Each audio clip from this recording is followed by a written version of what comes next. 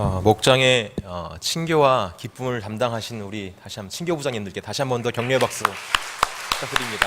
네, 감사합니다. 광고 말씀드리겠습니다. 생명의 삶 8월호를 신청해 주시기를 바랍니다. 오늘까지 저 뒤에 사무실 신청란에 서주시면 감사하겠습니다. 그리고 내일 아침 10시 30분부터 학생부 수련회 출발이 있습니다. 이를 위해서 기도해 주시고, 또 혹여나 못 가는 학생들이 있다면 마지막으로 좀 권면하셔서 같이 갈 수 있도록 이렇게 기도와 섬김 감사드립니다. 잠깐 기도하고 말씀을 전하겠습니다. 할렐루야. 좋으신 주님 감사합니다. 부족한 종 우리 단위에 세우셔서 하나님의 귀한 말씀을 전하게 하시니 감사합니다.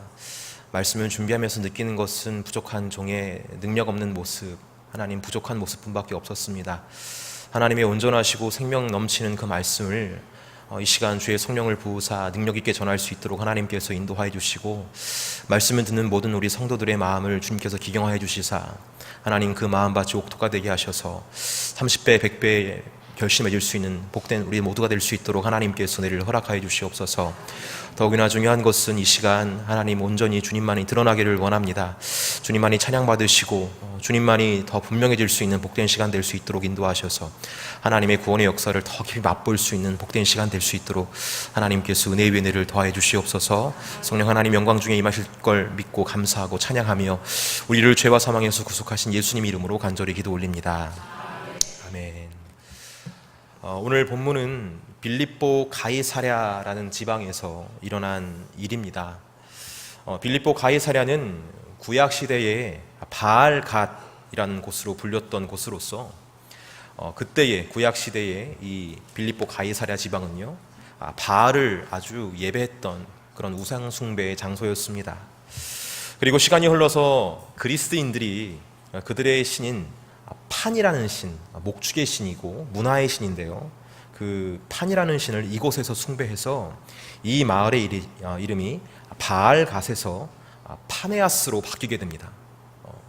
하지만 헤롯의 아들 분봉함 빌립이 자신의 이름과 디베로 가이사랴의 이름을 합쳐서 이 지명의 이름을 빌립보 가이사랴라고 바꿔서 부르게 됐고, 파네아스에서 빌립보 가이사랴로 바뀌게 된 이 도시는 그때부터 황제 숭배가 성행하는 도시로 바뀌게 됩니다.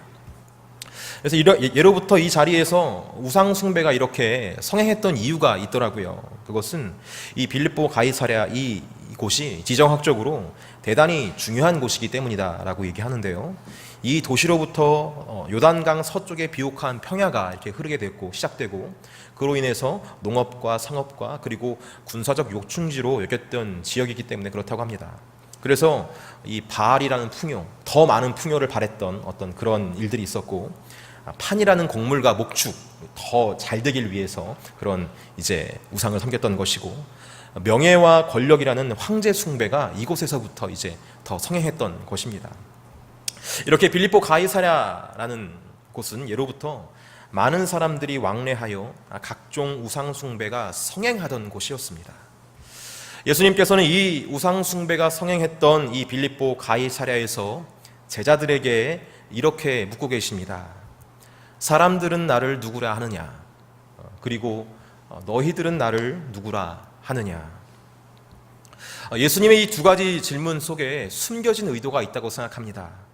그것은 너희들만은 나를 세상 사람들과는 다른 이로 고백했으면 좋겠다라는 의도, 세상 사람들이 나를 어떻게 보든지 너희들은 나를 좀 제대로 봤으면 좋겠다라는 그런 의도. 가만히 생각해 보면 여러분, 우리들이 살고 있는 이 현실도 빌립보 가이사랴와 별반 다를 것이 없는 우상 숭배가 성행하는 도시임을 우리가 보게 됩니다. 하나님보다 우리를 더 행복하게 할 것만 같은 그 수많은 우상들이 숭배되고 있는 이 현실 속에서 지금 우리는 이 자리에서 예수님을 누구라 고백하고 있습니까? 예수님의 이 질문에, 즉 사람들이 나를 누구라 하느냐라는 이 질문에 제자들이 본문에서 이렇게 대답을 합니다. 오늘 마태복음 16절 말씀 좀 펴보시기 바랍니다. 계속 읽을 거거든요. 이미 펴고 계시네요. 14절 말씀을 같이 읽도록 하겠습니다. 읽겠습니다. 시작. 이르되 더러는 세례 요한, 더러는 엘리야, 어떤 이는 예레미야나 선지자 중에 하나라 하나이다. 여러분, 이 대답을 보면서 우리는 세례 요한이 어떤 사람이고 엘리야가 어떤 사람이며 예레미야나 선지자들이 어떤 사람인지 그것을 알려고 할 필요가 없습니다. 14절은 하나의 비극적인 현실을 나타내고 있는 것입니다. 그 비극이 뭐냐면요, 사람들은 예수님을 예수님으로 보지 못했다는 것을 이 본문이 이야기하고 있는 것입니다. 세례 요한을 평소에 추앙했던 사람들, 평소에 정말 대단한 사람이라고 생각했던 사람들은 예수님을 가지고 세례 요한의 부활체다라고 그렇게 생각을 했습니다.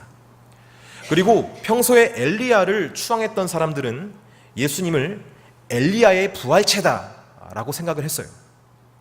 또 예레미야나 다른 선지자들을 추앙했던 사람들도 역시 예수님을 예레미야나 다른 선지자들의 부활체다라고 보았다는 것을 오늘 본문이 이야기하고 있는 것입니다.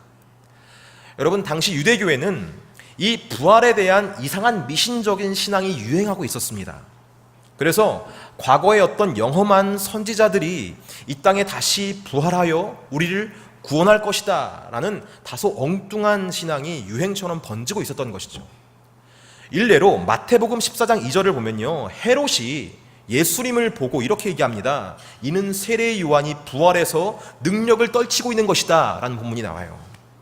그러면서 두려워하는 것을 볼 수 있는데요, 이 부활에 대한 이 엉뚱한 신앙이 유대 전역에서 판을 치고 있는 것을 우리 마태복음 14장 2절에서 볼 수 있게 됩니다. 그런데 왜 이런 엉뚱한 신앙, 이 부활 신앙이 유행했는지 아주 가만히 살펴보면요, 그들에게 이런 믿음이 있었던 것 같습니다. 즉, 지금 자신들이 살아가는 이 현실 속에서는 이전에 있었던 그 위대한 선지자들을 넘어서는 사람, 넘어서는 존재는 나타날 수 없을 것이다 라는 그런 믿음이 있었던 것 같아요. 이런 현실 속에서는 어떻게 선한 것이 일어날 수 없다라는 거죠. 이런 현실 속에서 어떻게 하나님의 새로운 역사가 일어나겠어? 하나님도 못할걸? 그럴 수 없을걸? 이런 믿음이 있었던 것 같습니다. 여러분, 이건 사실 믿음이 아니라 하나님을 불신하는 것입니다. 이 불신이 그들의 마음을 쥐고 있었기 때문에 하나님이 예비하신 새로운 메시아가 아니라 과거의 영험한 선지자가 부활하여야만 우리는 구원받을 수 있다라고 생각을 했던 것이죠. 지금 이 현실에서 새로운 것을 기대할 수 없다는 이 불신이 이 괴물 같은 신앙과 신학을 탄생시킨 것입니다. 그래서 사람들은 예수님을 제대로 알아볼 수가 없었던 거예요. 하나님의 아들 그리스도, 그 새로운 인물이 우리에게 오겠나? 이미 우리의 현실은 지옥인데, 저 로마는 저렇게 강성한데, 지금 이곳에서 선하고 새롭고 전능한 어떤 역사 나올 수 있나? 과거의 위대한 역사가 다시 일어나면 모를까? 이런 불신의 틀 속에서 예수님을 보았기 때문에 그들은 예수님의 진면목을 볼 수 없었다라는 것입니다. 그래서 예수님이 하시는 역사를 단지 과거에 있었던 일이 되풀이되는 것이다 라고 생각했고, 그래서 잠시 예수라는 사람, 과거의 위대한 선지자의 부활체를 신기해하고 열광했던 거죠. 성도 여러분, 우리가 예수님을 어떻게 바라보는가에 대한 질문을 해야 하기도 하지만 동시에 이 같은 질문도 우리 자신에게 해봐야 됩니다. 이런 질문인 거예요. 나는 이 현실 속에서 역사하시는 하나님을 진짜 믿고 있는가? 이 현실 속에서 역사하시는 하나님을 진짜 믿고 있는가? 하나님의 전능하심을 나는 진짜 믿고 있는가? 하나님이 역사를 지금 주관하고 계시고 끌고 가신다는 것을 나는 진짜 믿고 있는가? 하나님이 나를 구원하신다는 사실을 나는 진짜 믿고 있는가? 어떤 도그마, 교리, 그런 고백이 아니라 하나님에 대한 믿음은 단순히 이 교회, 개포교회라는 이 작은 건물에서 고백되어지는 것이 아니라 우리가 듣고 있는 이 현실에서, 우리가 실제 살아가는 현실이라는 모든 공간과 모든 시간 속에서 고백되어야지만 진짜 고백인 줄 믿습니다. 이렇게 예수님의 본체와는 한참 떨어진 고백을 예수님께서 듣고 난 후에 예수님께서는 다시 제자들에게 이렇게 물어보십니다. 그렇다면 너희들은 나를 누구라 하느냐? 그때 모든 제자를 대표하는 베드로가 불쑥 이렇게 대답을 합니다. 우리 16절 말씀 읽어보도록 하겠습니다. 같이 읽겠습니다. 시작. 시몬 베드로가 대답하여 이르되 주는 그리스도시요 살아계신 하나님의 아들이시나이다. 아멘. 예로부터 우상 숭배가 성행했던 그 빌립보 가이사랴, 하나님의 새로운 구원의 역사에 대한 기대보다는 절망이 가득한 그 자리에서 베드로는 예수님에게 주는 그리스도시요 살아계신 하나님의 아들이라는 고백을 합니다. 참 의미 있는 고백인 것 같아요. 여러분, 그리스도가 어떤 존재입니까? 그리스도는 하나님의 기름 부음을 받은 자로서 하나님께서 예비하신 구원을 이루는 존재, 메시아의 헬라어죠. 그래서 그리스도시요라는 고백에 담겨있는 의미는 주님이 모든 것을 바꾸십니다. 주님 앞에 장애물이 없습니다. 내가 위험에 빠져 있어도 주님이 나를 구원해 주십니다. 그래서 난 두려워하지 않습니다. 이런 고백이 주는 그리스도시요라는 고백에 담겨 있습니다. 근데 여러분, 만약에 지금 현실에서 아무것도 나아질 수 없다라는 그런 생각을 갖고 있다면 우리는 예수님을 그리스도로 고백할 수 없습니다. 현실에서 나아질 것이 없다, 하나님도 못하시는 게 있다 라고 생각하면 예수님은 그리스도시오가 아니라 세례 요한이고 선지자 중 하나이 아니겠습니까? 그리스도는 그냥 말로만 그리스도가 아니라 우리의 현실을 바꾸는 게 그리스도입니다. 왜냐하면 그리스도는 전능하신 하나님이 우리를 구원하기 위해서 준비하신 존재이기 때문에 그리스도는 그런 존재라는 거예요. 그리스도는 우리가 아무리 암울한 현실 속에 있어도 우리를 구원하십니다. 왜냐하면 우리를 구원하시기 위해서 하나님께서 그를 보내셨기 때문에 그런 거예요. 아무리 암울한 현실이 우리 앞에 놓여 있다 해도 주는 그리스도시오라고 고백할 수 있는 저와 여러분 되기를 간절히 소망합니다. 아무리 두려운 일이 있다 하더라도 예수님을 주는 그리스도시오라고 고백할 수 있는 우리 성도가 되어야 할 줄 믿습니다. 더불어서 베드로는 예수님을 살아계신 하나님의 아들이라고 고백하고 있더라고요. 죽어있는 하나님이 아니라, 아무것도 안 하시는 하나님이 아니라 살아계신 하나님, 지금도 시퍼렇게 살아계셔서 구원의 역사를 일궈 가시는 하나님, 베드로는 하나님을 살아계신 하나님으로 고백하고 있습니다. 그런데 이 고백으로 끝나지 않고 이 살아계신 하나님의 아들이 바로 예수님이시다라는 것도 함께 고백하고 있어요. 여러분 잘 아시죠? 아들은 아버지의 유업을 잇는 자가 바로 아들입니다. 다시 말해서 아버지가 하는 일을 똑같이 하는 이가 아들이라는 것이죠. 그러니까 예수님이 하나님의 아들이다라고 고백하는 것은 예수님이 곧 하나님이다라는 말입니다. 엄청난 고백을 하고 있는 거예요. 다른 사람들은 예수님을 위대한 인물이라고 보았어도 어디까지나 사람의 범주 안에서 봤습니다. 그러니까 인간의 범주 안에서 봤어요. 하지만 베드로는 그렇지 않았습니다. 예수님을 하나님으로 보았습니다. 하나님께서도 하시는 역사를 예수님도 할 수 있다라고 믿었던 것입니다. 여기서 우리는 잠시 베드로의 고백과 다른 사람들의 고백의 그 차이를 잠깐 살펴봐야 할 줄 압니다. 이런 차이가 있습니다. 일반 사람들, 다른 사람들의 고백을 잘 들여다보면 그 고백 속에서 표현되어지고 있는 하나님은 절망의 하나님이에요. 고통 중에서도 침묵하시는 하나님, 절망 중에서도 희망을 쥐어짜야지만, 그러니까 부활이 있을 것이다라는 그런 상상을 끌어내야지만 고백할 수 있는 하나님이 바로 사람들이 고백했던 하나님입니다. 그런데 베드로의 고백 속에서의 하나님은 절망의 하나님이 아니라, 아무것도 안 하시는 하나님이 아니라 지금도 살아계신 하나님, 지금도 살아계셔서 구원의 역사를 역동적으로 이끌어 가시는 하나님, 그래서 결국 그리스도를 우리에게로 보내주셔서 우리를 구원하신 하나님, 이렇게 베드로의 고백 속에는 희망이 가득 차 있습니다. 참 희한합니다. 같은 장소에서 같은 예수님을 봤는데 하나님을 향한 고백과 예수님을 향한 고백이 어떤 이는 절망을 향해 있고 어떤 이는 희망으로 가득 차 있습니다. 어디에서부터 이런 차이가 있는 것일까요? 신기하지 않습니까? 단순히 베드로가 예수님과 친밀한 관계를 누렸기 때문에 그럴까요? 저는 그런 줄 알았는데요. 17절 말씀을 보니까 더 예수님께서 분명하게 제시하는 말씀을 들을 수가 있었습니다. 우리 17절 말씀을 같이 읽겠습니다. 시작. 예수께서 대답하여 이르시되 바요나 시몬아 내가 복이 있도다. 이를 내게 알게 하니는 혈육이 아니요 하늘에 계신 내 아버지시니라. 아멘. 여러분 여기서 조금만 잘 집중해 주시기를 바랍니다. 예수님께서 말씀을 하십니다. 시몬 베드로가 예수님을 향해 주는 그리스도시요 살아계신 하나님의 아들이십니다 라고 고백을 한 이유에 대해서 얘기를 하세요. 예수님께서는 그 이유에 대해서 이렇게 말씀하십니다. 이를 내가 안 것은 내게 알게 한 이는 혈육이 아니요 하늘에 계신 내 아버지다라고 말씀을 하세요. 여기서 우리는 한 가지 사실을 분명히 알 수 있습니다. 베드로의 고백은 베드로 자신의 혈육에서부터 나온 게 아니라 어디서부터 온 것입니까? 하나님 아버지에게로부터 전하여진 것이다 라는 것을 우리는 볼 수가 있어요. 그리고 이 같은 사실에서 우리가 한 가지를 더 유추할 수 있는 것은 무엇이냐면 바로 예수님을 향한 고백은 하나님 아버지께서 전하신 대로 하는 고백이 있고, 그리고 혈육에서부터 나오는 고백도 있다라는 점을 우리는 이 본문에서 알게 됩니다. 다시 말해 예수님을 바라볼 때 두 가지 방법으로 예수님을 바라볼 수 있다는 거예요. 하나는 하나님께서 전해주시는 방법으로 하나님의 음성에 읍각해서 예수님을 바라보는 방법이 있는가 하면, 또 하나는 하나님께서 전해주신 방법이 아니라 혈과 육의 방법으로 예수님을 바라볼 수도 있다는 것입니다.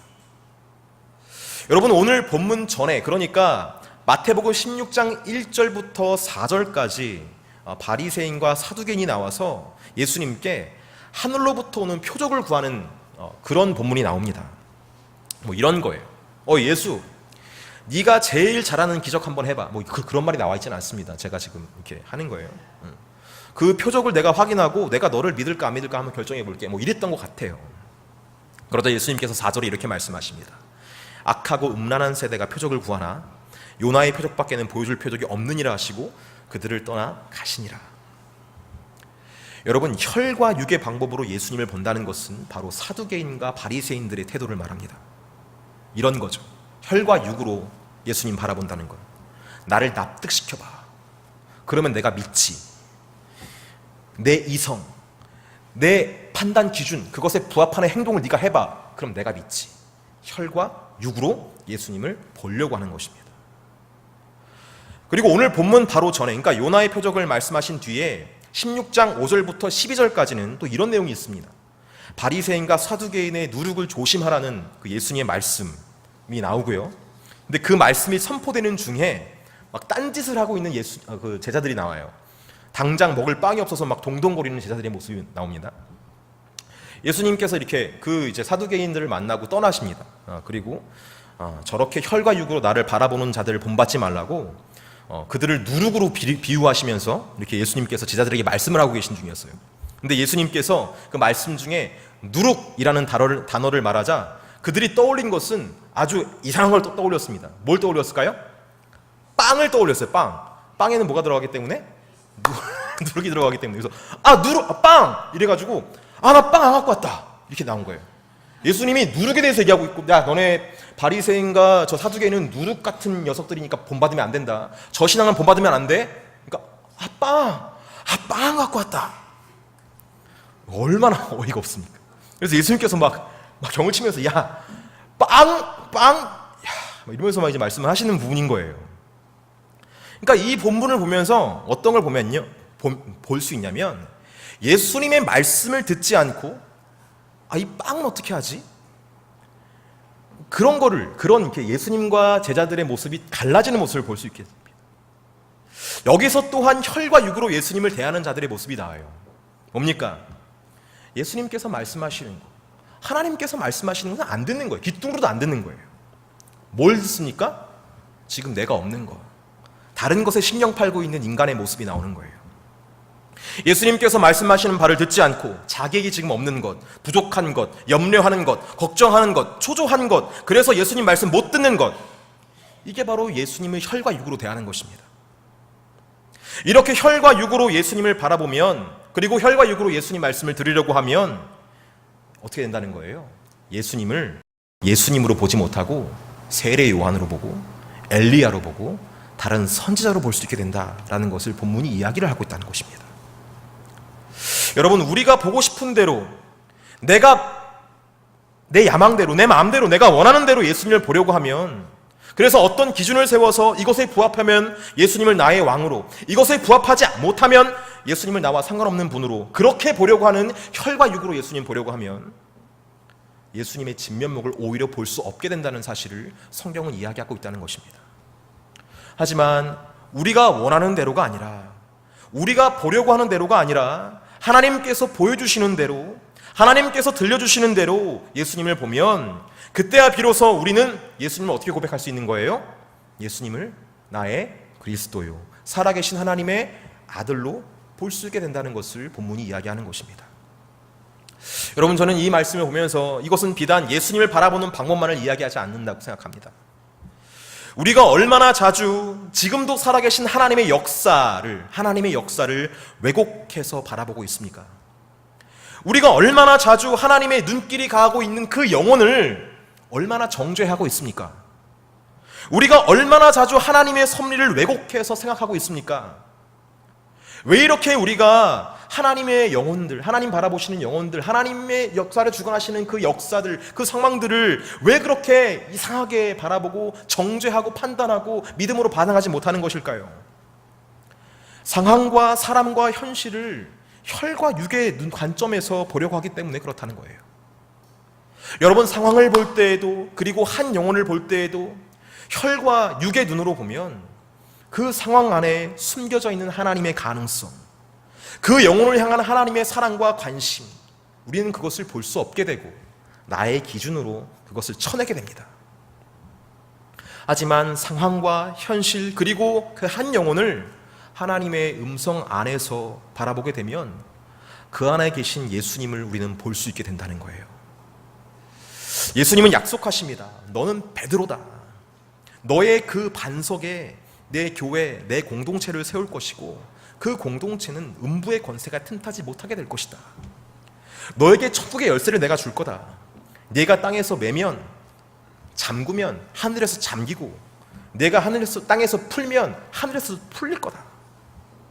이런 위대한 약속을 받게 한 고백은 우리의 혈과 육의 관점이 아니라 하나님으로부터 시작된 말씀에서 시작되었다는 사실을 우리는 기억해야 할 줄 믿습니다. 오늘 본문의 배경인 빌립보 가이사랴처럼 우리의 삶도 빌립보 가이사랴와 같다라고 말씀드렸습니다. 그래서 우리는 예수님을 향한 고백을 할 때, 예수님을 바라볼 때에 주는 그리스도시요, 나의 삶의 그리스도시요, 살아계신 하나님, 그분의 아들이십니다 라고 고백하지 못할 때가 참 많아요. 여러분, 이 고백이 흔들릴 때 혈과 육의 관점으로 예수님을 지속적으로 바라보려고 노력하지 마시고 하나님 앞에 그런 마음, 그런 상황을 다 솔직하게 내려놓고 주 앞에 나오시길 간절히 축복합니다. 하나님의 임재와 세미한 음성으로 말미암아 그 음성, 그 임재 안에서 우리의 심령은 다시 예수님을 주는 그리스도시요, 살아계신 하나님의 아들로 고백하게 될 것입니다. 하나님께서 그렇게 만드시는 거예요. 오늘 이 저녁 하나님의 놀라운 임재 역사 안에서 우리의 신앙이 다시 한 번 더 견고해질 수 있기를 간절히 소망합니다. 그래서 오늘 예수님의 약속의 말씀처럼 음부가 두려워하는 공동체, 하나님의 역사가 하늘에서 이루어진 것처럼 땅에서도 이루어지는 그런 놀라운 역사의 현장이 바로 우리 개포교회의 삶의 역사가 되길 간절히 소망합니다.